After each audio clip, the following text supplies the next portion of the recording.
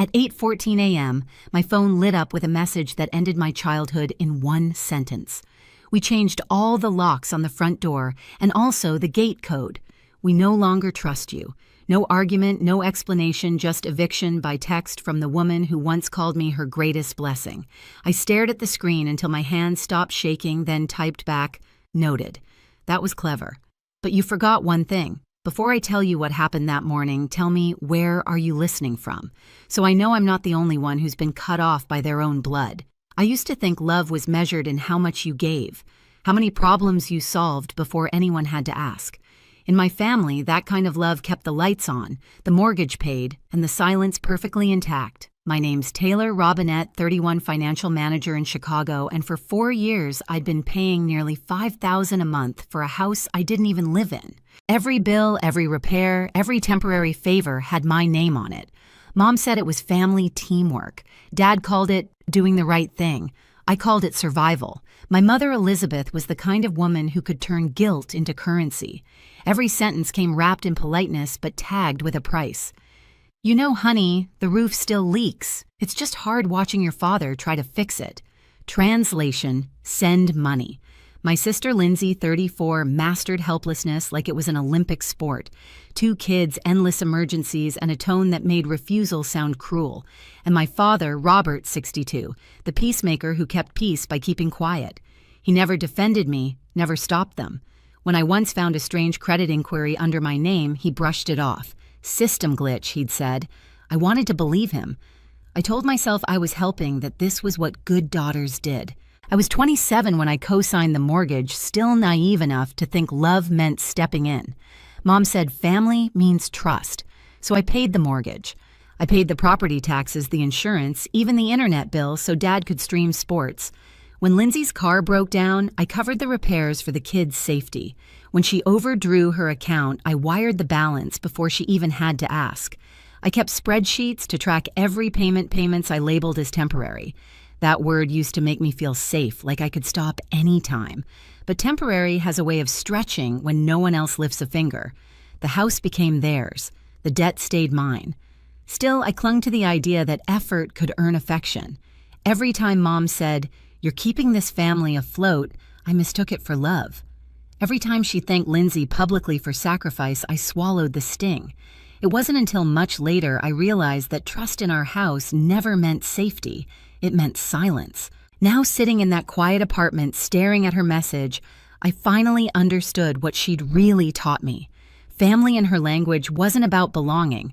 It was about who paid the bills. It started with a Facebook post. I was waiting in my car outside a grocery pickup when the algorithm served it to me like a slap, my parents and Lindsay standing on the front porch of the house I'd been paying for. The caption read, "So proud of our daughter for building a home we can all share." My mother held a little wooden sign that said, "Home Sweet Home, a gift from Lindsay." I must have reread the caption 5 times, waiting for my name to appear somewhere. It didn't. The comments rolled in like confetti. "She's amazing. You raised such a strong daughter, Lindsay. You're the rock of the family." I sat perfectly still, one hand on the wheel, as if moving would break whatever illusion was keeping me upright. Somewhere between the emojis and praise, I realized they weren't just erasing me, they'd rewritten the story completely. 2 days later, my phone rang. It was a cheerful voice from the bank. "Hi, Ms. Robinette, just calling to confirm a request to update the primary contact for your mortgage." My stomach dropped. "To who, a Miss Lindsay Carson," she said.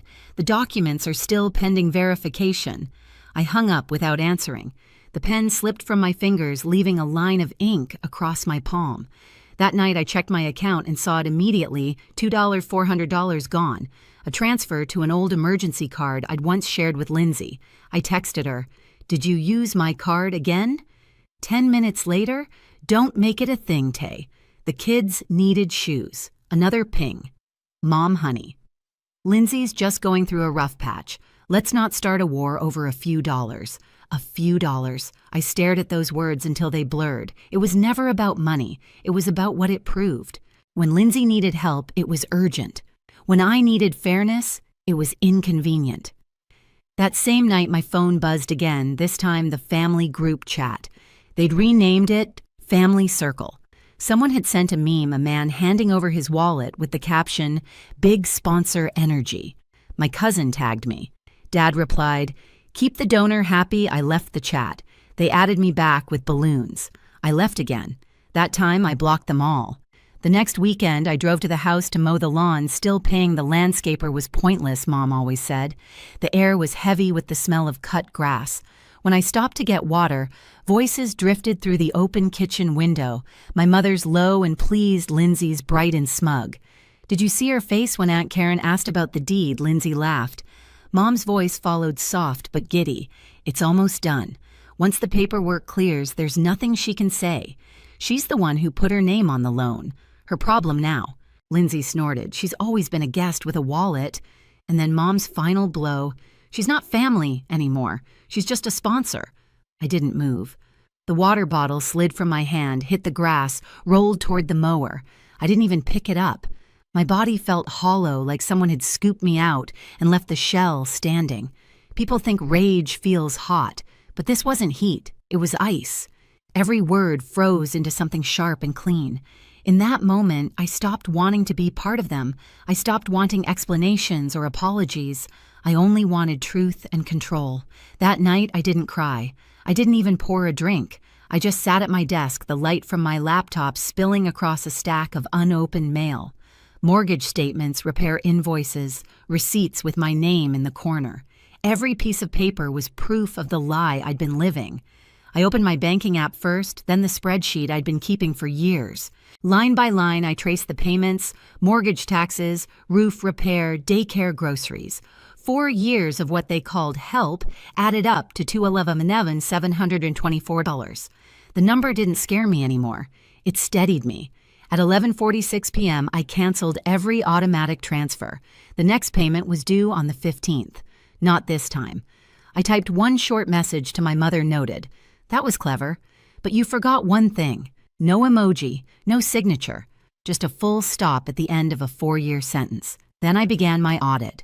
I pulled up old texts, emails, photos, each one a receipt for their entitlement. I labeled folders, payments, bills, messages, audio. And when I replayed the voice memo I'd accidentally recorded through the open kitchen window, I renamed it Kitchen Truth. For the first time in months, I slept through the night. 3 days later, a thick white envelope slid under my apartment door. Inside, an invitation printed on gold paper, "Please join us in celebrating Elizabeth Carson's 60th birthday." Across the bottom, a quote shimmered in cursive, "A house is not a home without family." I laughed out loud.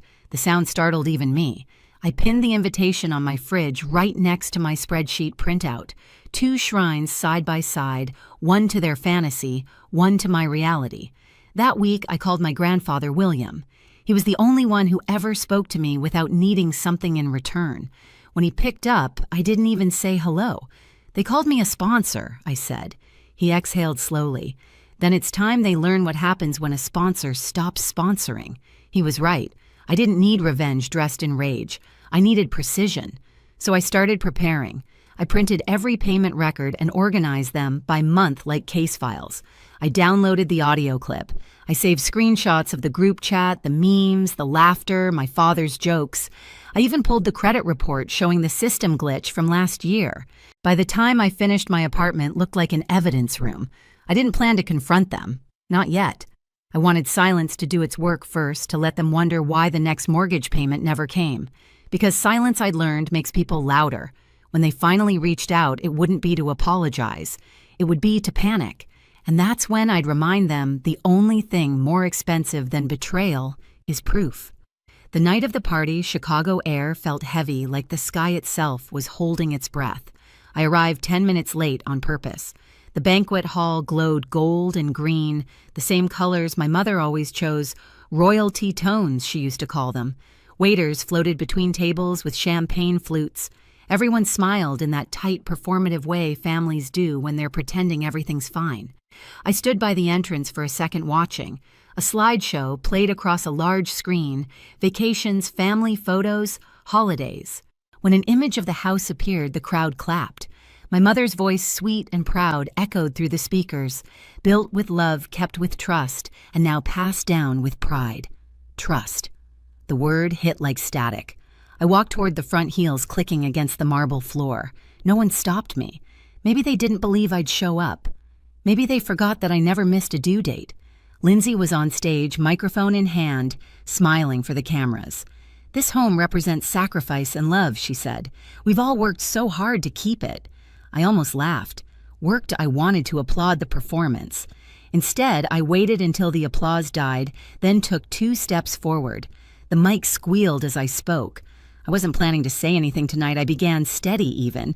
But since we're celebrating legacy, let's talk about what it actually cost. A few heads turned. My mother's smile faltered. "Taylor," she started warning in her tone. "This isn't—" I raised a hand. "I'll be quick." I reached into my bag and held up a small USB drive. "Could someone help me play this, my cousin?" Curious, plugged it into the laptop connected to the projector. The screen flickered. At first there was only faint background noise. Then my mother's voice filled the speakers, clear, familiar, merciless. "She's not family anymore," she said. "She's just a sponsor." Gasps rippled through the room. Someone dropped a glass. The clink echoed.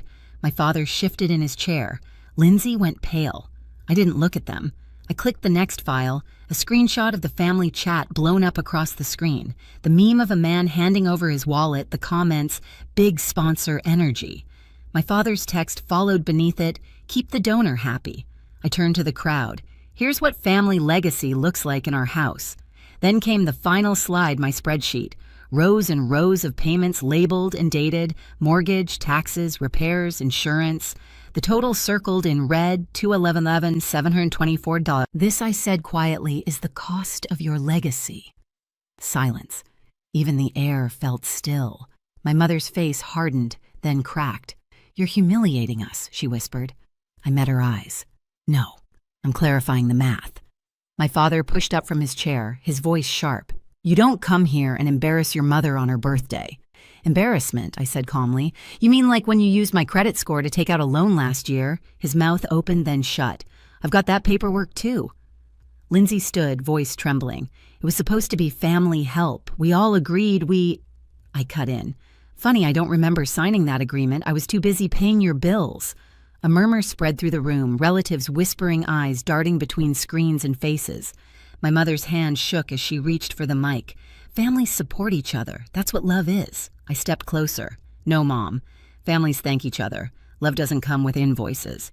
The room went completely quiet. The slideshow froze on the image of the house, its front porch bathed in warm light, the wooden Home Sweet Home sign swinging gently. I stared at it, realizing for the first time how small it looked compared to everything I'd given up for it.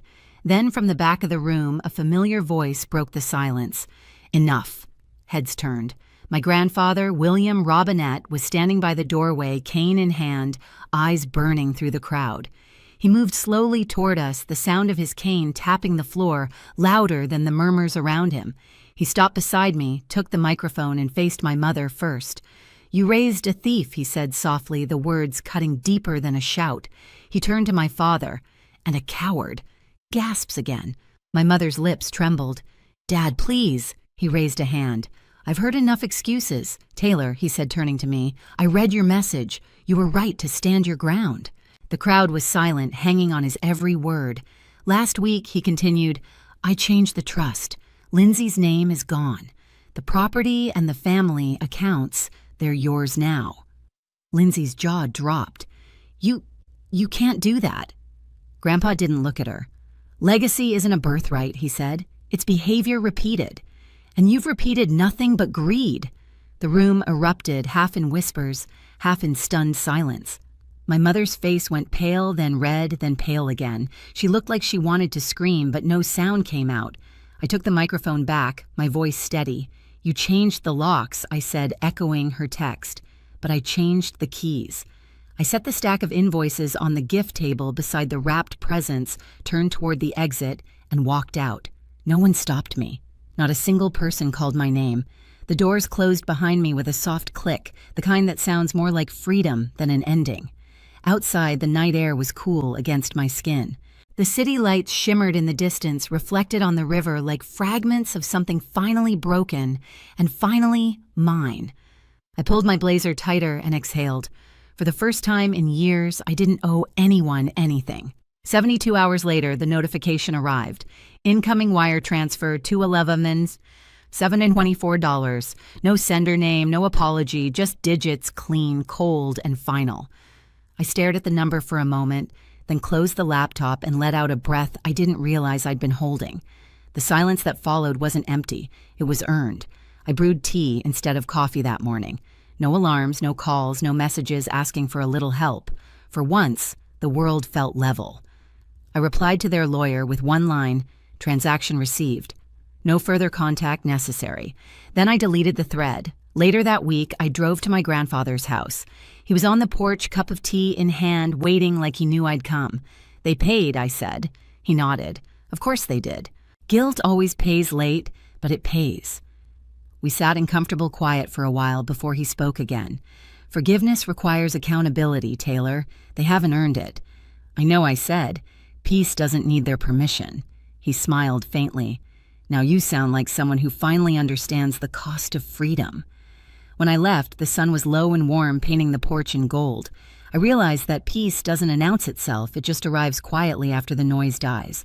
They changed the locks. It was the first thing they'd done for me in years. They changed the locks. I changed my life. And for once, the silence between us didn't ache, it felt clean. I used to think family was something you earned by giving enough. Now I know real love doesn't invoice you.